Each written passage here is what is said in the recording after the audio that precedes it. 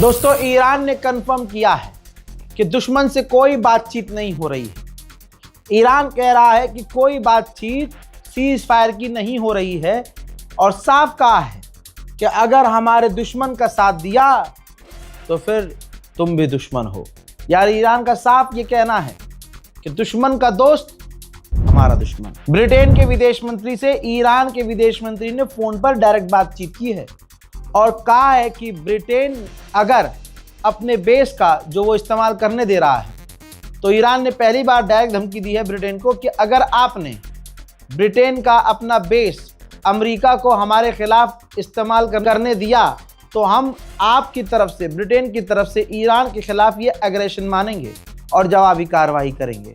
तो आपको पहली और आखिरी चेतावनी दी जा रही है। जहां नेतन्याहू 24 घंटे पहले ऐलान कर चुका है जीत का, ये देखिए, ये है जीत इजराइल की। इजराइल ने कहा था, नेतन्याहू ने कहा था कि ईरान मिसाइल लॉन्च नहीं कर सकता, ईरान बेकार हो चुका है, ईरान की पावर खत्म हो चुकी है, मिसाइल खत्म हो चुकी है, रॉकेट लॉन्चर खत्म हो चुके हैं। लेकिन आप ये देख सकते हैं, आपके वक्त के हिसाब से जुमे की नमाज के बाद का ये मंजर है कि भैया ईरान ने एक बार फिर से दुश्मनों की तरफ हमला जारी किया है। उधर IRGC ने ऐलान किया है और इन्फॉर्म किया है कि इस वक्त भी हम लगातार मिसाइल्स बना रहे हैं। इजराइल ने आयरन डोम चलाने वाले एक सैनिक को, जो रिजर्व सैनिक था, उसे गिरफ्तार किया है। इल्जाम उस पर यह है कि वो ईरान की मदद कर रहा था। रिपोर्ट कह रही है कि हाइफा जो ऑयल रिफाइनरी इजराइल की तबाह हुई है, इजराइल उसे छुपा रहा है और बहुत कम डैमेज बता रहा है, लेकिन ज़मीनी हकीकत यह है कि डैमेज ज़्यादा हुई है। लेकिन ये बात भी सच है कि अभी भी वो रिफाइनरी काम कर रही है, लेकिन नुकसान इजराइल को ज़्यादा हुआ है। इससे पहले मैंने आपको एक अपडेट दिया था ना, मिसाइल लॉन्च किया है ईरान ने। अब कुछ मिसाइल और कुछ रॉकेट इजराइल पहुँचे हैं और कहा जा रहा है, बल्कि तस्वीरें आ रही हैं कि इजराइल में गिरे भी हैं। ठीक, याद रखिएगा जनाब, रात को ऐलान कर चुका है नेतन्याहू कि हम जीत गए हैं जी, और ईरान की मिसाइल कैपेबिलिटी हमने ख़त्म कर दी है, और उसके बावजूद ईरान की ये मिसाइल इजराइल पर गिरी है।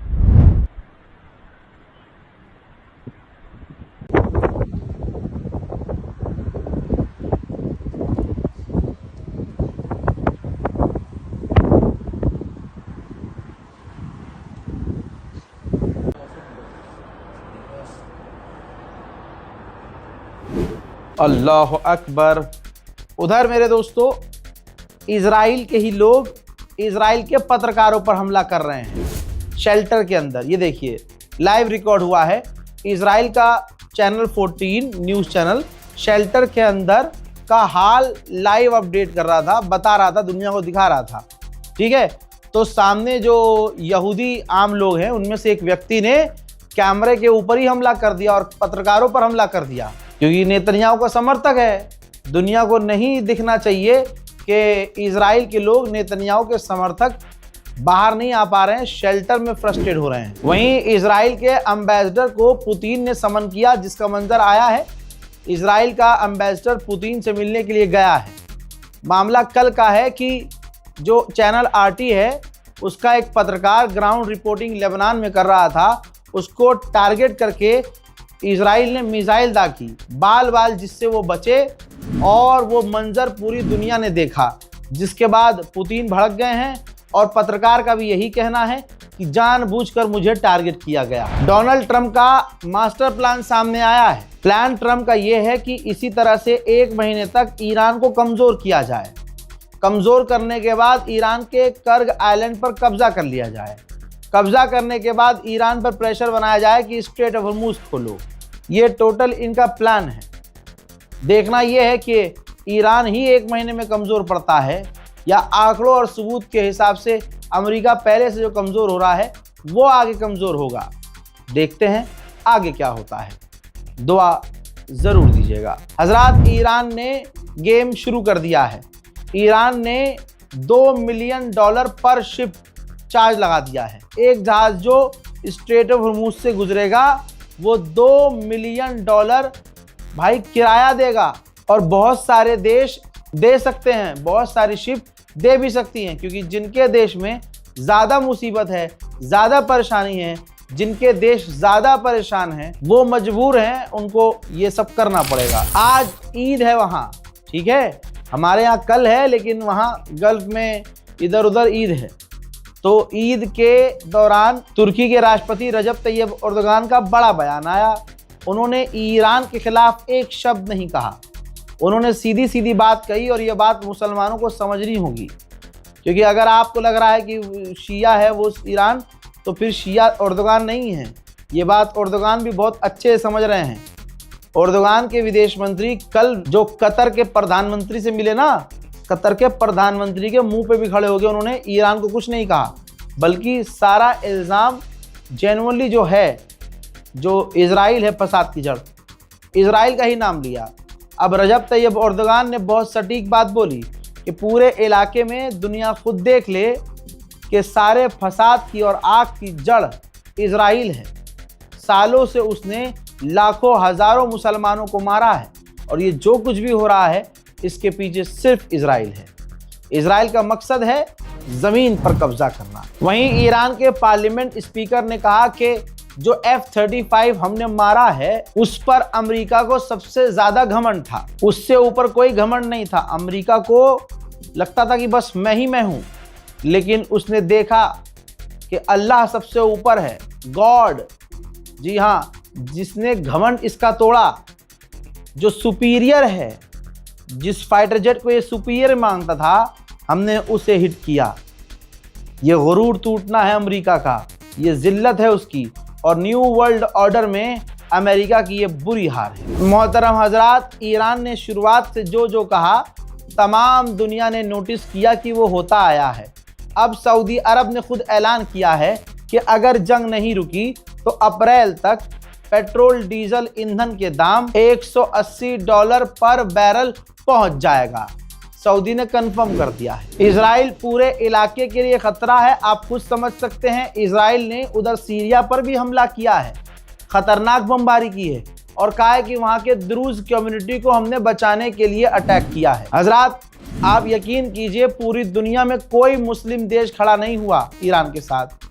अली लरिजानी बेचारे शहीद हो गए, और उनके आखिरी जुमले मेरे को आज भी रुला देते हैं। उनका आखिरी जुमला यही था कि कोई मुस्लिम देश ईरान के साथ खड़ा नहीं है, सब दुश्मन के साथ। ऐसे में स्पेन एक ऐसा मुल्क है, मैं सलाम करना चाहूँगा, दिल से बहुत इज्जत है, बहुत खुदा की कसम, क्योंकि ईरान नहीं, इंसानियत के साथ खड़े होने की कुव्वत दिखाई है। स्पेन के प्रधानमंत्री ने कहा कि मैं साफ कह चुका हूँ कि इस जंग के मैं खिलाफ हूँ, गाजा, फिलिस्तीन और ईरान के लोगों के मैं साथ, और इस वजह से पूरी दुनिया से मुझे लेटर मिल रहे हैं, मैं हर हालत में इस जंग के खिलाफ और ईरान के साथ। Hola, he estado viendo con mi equipo que en estas últimas semanas están llegando muchísimas cartas sobre la situación en Oriente Medio y particularmente la guerra en Irán. Y son cartas además que no vienen de España, sino que vienen de muchos otros lugares del mundo, de Alemania, del Reino Unido, de Italia, de Estados Unidos, de Turquía, en fin. Nos escribís para decir lo mismo, y es que os sentís muy reconocidos y estáis muy orgullosos de la posición de España, y que por tanto continuemos en esa dirección y no nos rindamos. Que digamos alto y claro sí a la paz y no a la guerra. No a la guerra ni en Irán, ni en Gaza, ni en el Líbano. उधर China ने बिना Iran का नाम लिए कहा है कि तेल आता रहना चाहिए, मार्केट खुली रहनी चाहिए, जिससे आम लोगों को प्रॉब्लम ना हो। हजरात मोहतरम, उधर इजराइल ने एक्सेप्ट किया है कि अकेले ईरान ने हमारे 20 ड्रोन को मार गिराया है। तवज्जो यहाँ दीजिए कि अगर दुश्मन मान रहा है कि 20 ड्रोन मेरे गिरे हैं, तो सोचिए कितने ही गिरे होंगे। मोहतरम हजरात, इस रिपोर्ट को शेयर ज़रूर कीजिएगा, अपनी दुआओं में मुझे याद रखने की कोशिश कीजिएगा।